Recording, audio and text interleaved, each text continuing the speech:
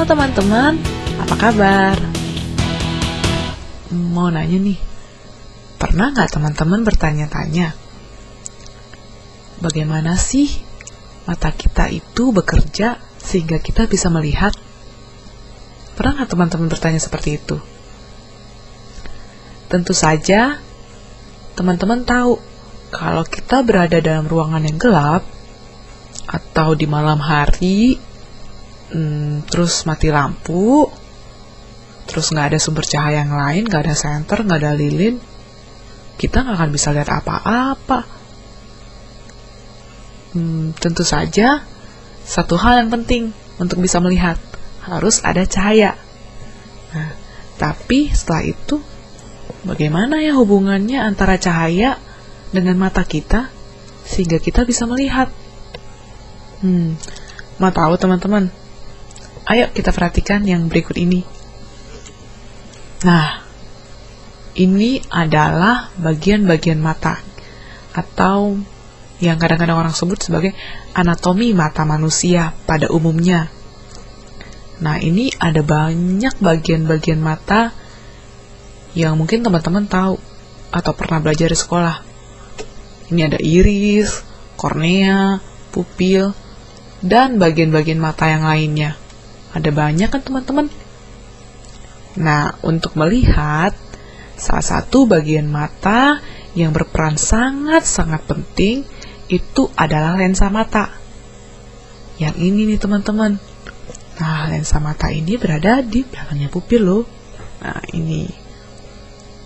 Teman-teman bisa lihat kan? Nah, terus bagaimana ya lensa mata ini bekerja sehingga kita bisa melihat? Yuk kita perhatikan gambar berikutnya. Nah, ini dia.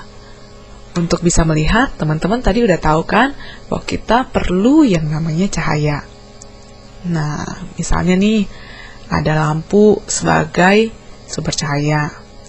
Nah, cahaya dari lampu ini masuk ke mata kita. Masuknya kemana teman-teman? Masuknya melalui pupil yang ini nih. Nah, terus habis itu kemana? Dari pupil, dia teruskan ke lensa mata. Di sini. Nih, garis bintik-bintik kuning ini. Nah, teruskan ke lensa mata. Nah, lensa mata ini berfungsi untuk memfokuskan cahaya yang tadi diterima. Memfokuskan dan membentuk bayangan di retina di sini.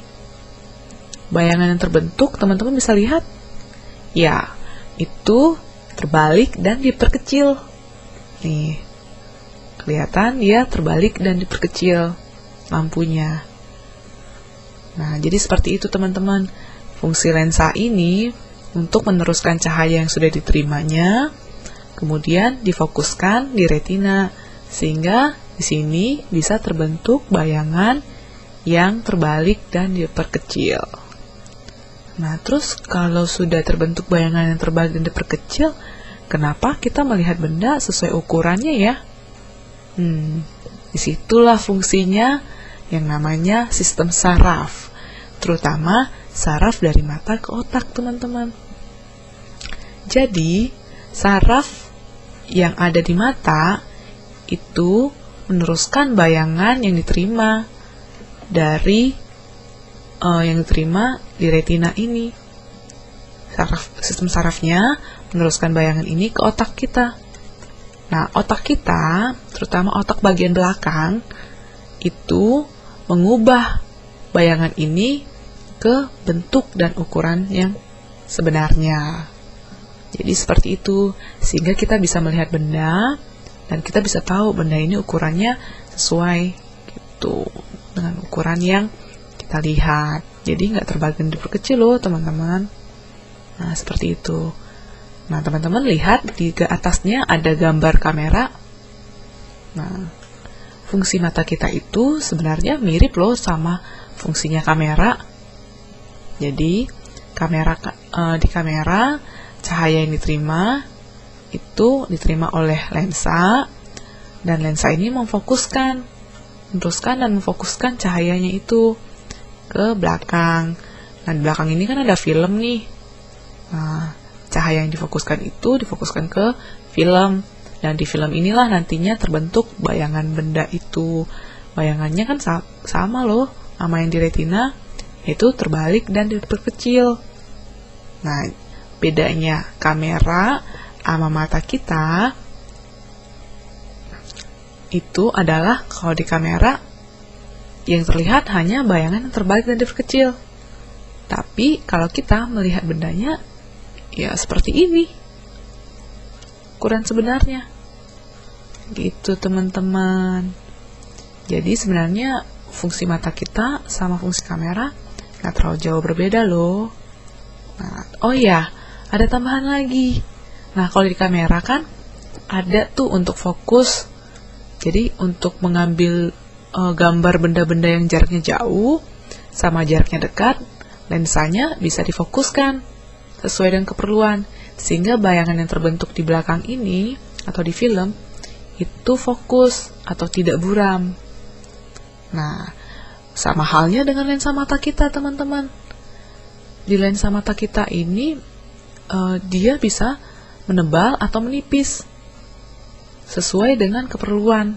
Kalau kita melihat benda yang jauh atau benda yang dekat, lensa ini bisa mengatur dirinya loh. Dia diatur oleh otot-otot mata. Jadi dia bisa menebal dan menipis sesuai dengan keperluan kita. Kita mau melihat jauh atau melihat dekat gitu. Nah, hal itu yang biasa disebut dengan namanya akomodasi mata. Nah, seperti itu teman-teman. Nah, kalau misalnya teman-teman lihat ada yang misalnya di antara teman-teman yang memakai kacamata karena tidak bisa melihat benda-benda yang jauh dengan baik.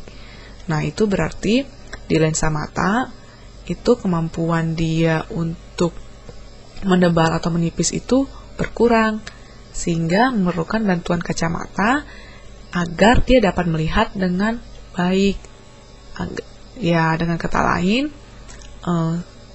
kacamatanya itu membantu dia agar dapat menghasilkan gambar atau bayangan di retina yang fokus atau tidak buram.